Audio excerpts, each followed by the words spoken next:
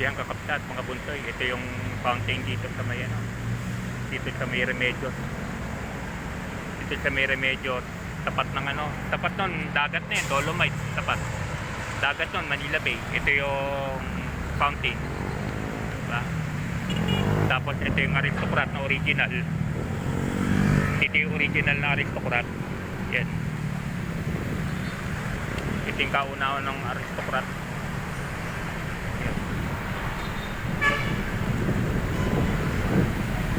Remedios circle to, magamsat mga bulsoy. Eh, original na aristocrat to. Parang nire-renovate yata. Ito yung original na aristocrat restaurant. Magamsat mga bulsoy ha. Yan, original aristocrat. Yan. Dito yung kauna-unaan aristocrat.